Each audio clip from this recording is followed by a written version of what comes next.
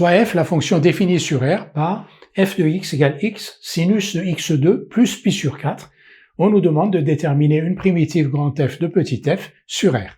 Nous allons donc déterminer une primitive grand F de petit f. Au préalable, on va s'assurer que petit f admet bien des primitives, c'est-à-dire on va s'assurer que petit f est continu sur R.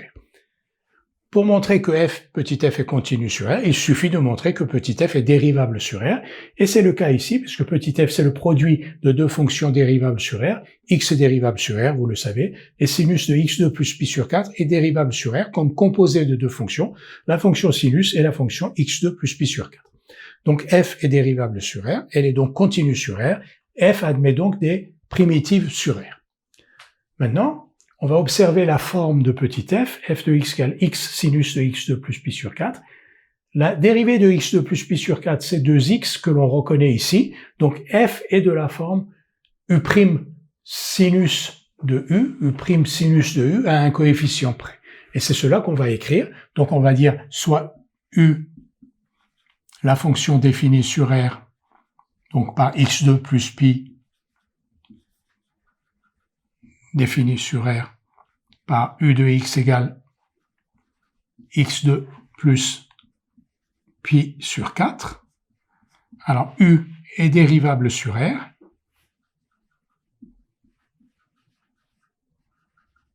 Et pour tout nombre réel x,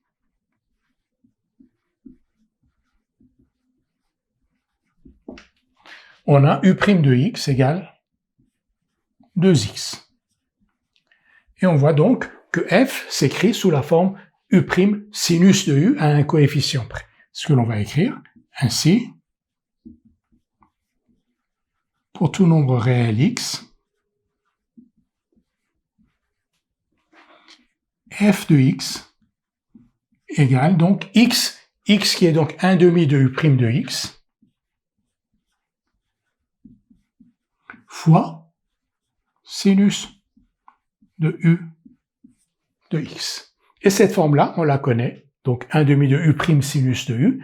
On sait que quand on dérive cosinus de u, on obtient moins u' sinus de u. Et ici, on a donc u' sinus de u, donc on peut déterminer une primitive grand F de petit f assez facilement. On va donc écrire une primitive grand F de petit f sur R est définie par donc grand F de x. On a dit que on pouvait partir de cosinus de u de x. Cosinus de u, quand on le dérive, donc ça donne moins u' sinus de u.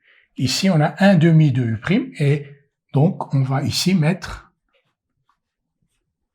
moins 1/2. Si on dérive moins 1/2 de cosinus de u, on va bien avoir moins, ça va faire plus, 1/2 de u', sinus de u de x. On a donc bien défini une primitive grand F de petit f en observant, donc en remarquant que f s'écrivait sous la forme 1/2 de u', sinus de u, avec u de x égale x2 plus pi sur 4. Et grand F de x s'écrit donc sous la forme de moins 1/2 de cosinus de x2 plus pi sur 4. Nous avons donc déterminé une primitive grand F de petit f en remarquant que petit f s'écrivait sous la forme 1/2 de u' sinus de u avec u de x égale x2 plus pi sur 4.